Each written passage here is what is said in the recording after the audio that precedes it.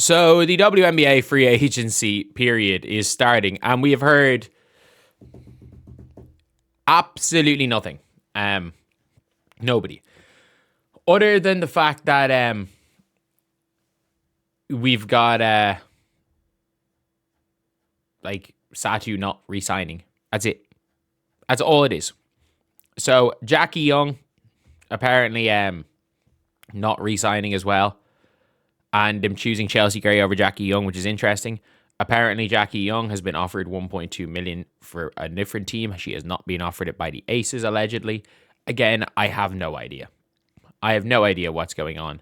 At the end of the day, she is going to, she's going to go and command a max or super max if eligible anywhere.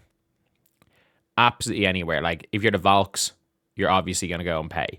And it's so funny, WNBA media are like, the Aces aren't breaking up the big three. And it's like, well, someone responded, like, the Aces can't afford to pay Jackie Young as much. And like, they'll find a way to pay her more. And I'm like, so WNBA media are like, they are tampering. Some of the media has very much said the Aces are going to tamper in order to keep Jackie Young. No, the Aces are probably not going to be keeping Jackie Young. They're probably not.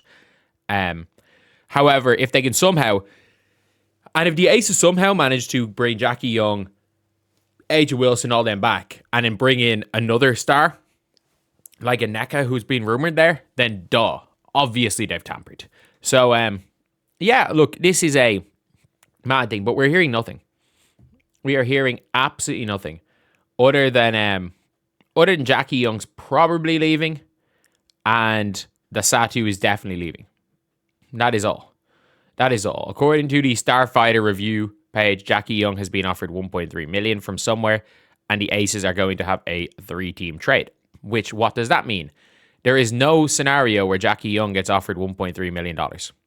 It doesn't make sense. She can be offered $1.19 million, which is the regular max, $1.2 million, and then she can be traded to someone else. There is a world where a sign and trade still happens via this 3-team trade, where the Aces can probably get back some assets or somebody cheaper.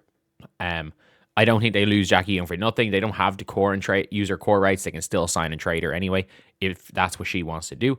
That being said, like, we're hearing nothing. Like, we are hearing rumblings. We are hearing rumblings in general. And that's all we're hearing. That is all we are hearing in general, is some rumblings. Like, apparently the Indiana Fever might be involved in a trade. There are rumblings of a potential Kelsey Mitchell trade. I don't know who it'll be for. I don't think it happens. But yeah, there are literally, we're now at a stage where we are in free agency and nothing has been said. Nothing. What is this from the WNBA beat writers? We're hearing absolutely nothing. And the funniest thing is that there are legitimately people in the media that don't know the difference between core and restricted free agents. The difference is, if you're a reserved free agent, reserved and restricted free agents. If you're a reserved free agent, it means you can only negotiate with the team who you have your reserve rights. If you're a restricted free agent, it means you can negotiate with anyone, but your current team can match it. The reason is that when it comes to reserved players, the reserved players are often players that who have been cut, still haven't given enough time, put enough time in the league to be restricted free agents, and you have to play 4 full seasons, and that's why Chechi Zandalasini is a reserve free agent for this season, because she's basically, she hasn't, because she played in Eurobasket last year, she didn't play, she was missing for a lot of time. They didn't count last season as a full season of playing, even though I think she only missed 5 or 6 games. So it is an interesting one overall, and yeah, it is a mad one. Everything is kind of crazy right now, and it's even crazier because we are hearing absolutely nothing. One of the rumors as well right now is that the Mystics are offering the max to Jackie Young. They're offering the max to Jackie Young, and obviously the Aces can't match it. But the Mystics are offering the max, and that is part of the reason, is that Jackie Young became available, and they wanted Jackie Young. And the new GM, the old GM said no. The old GM was like, no, we don't want to go for this straight away. And they were just like, well, I'm going to be completely honest here. Like we have a chance of getting Jackie Young. That's what one of the rumors are. But like the reality is that there is no way with the Washington Mystics that they don't like the Mystics don't accept that deal. Like if they get offered something crazy, and there's also, considering they're trying to go for it now, the reason why they're going for it now, and this is what people don't understand as well, is that they don't control their own pick. So it really doesn't matter how well they do. They could win the title this year and they still have Chicago's pick. So every game they win is a greater chance Chicago's pick goes bad. But only wins against Chicago, but still. Yeah, everything with the free agency is kind of up in the air and nothing's been happening. Look, it is only 11 a.m. Eastern time. It's 11 Eastern time. I expected to have way, way more videos up at this stage. I expect to have way more videos up. I was expecting one on the hour every hour talking about everything that was going on in this free agency, but there's nothing going on. There are rumblings. There are tweets, there are posts on Reddit, there are threads posts. That's all. That is all. Like, the biggest news we have heard outside of the Satu Sabli news in the last 48 hours is literally that Sophie Cunningham is going to be on TV.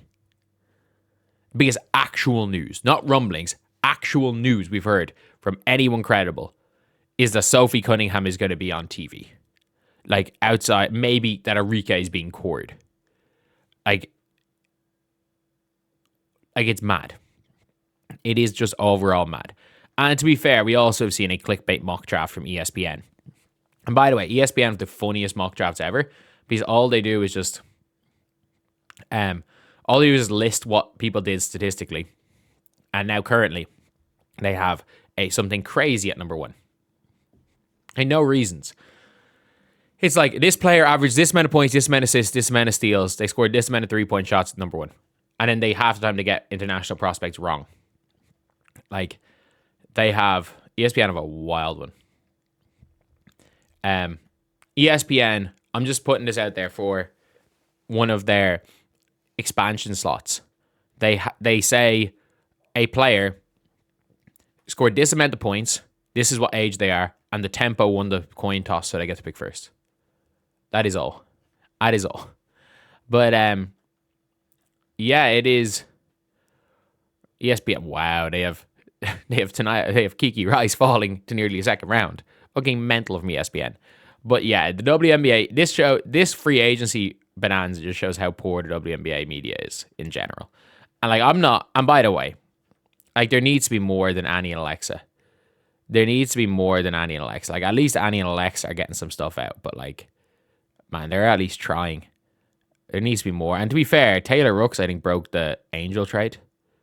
But there needs to be more. There needs to be beat writers. There needs to be people having hints. There needs to be an entire... Like, there realistically should be journalists basically with a damn ticker. And for people being like, the league doesn't matter that much. I mean, people will be hawking people will be hawking the ticker. They will be hawking the ticker. There should be a free agency ticker and a rumor ticker and every tweet being talked about on a ticker. There should be. Like, there's no reason why I shouldn't be live right now talking about free agency, making a bunch of videos on free agency. The second rumors start coming in, though, I will be live posting videos, doing a whole bunch of things. So today is going to be a busy day. But anyway, yeah, that's the video. See you guys.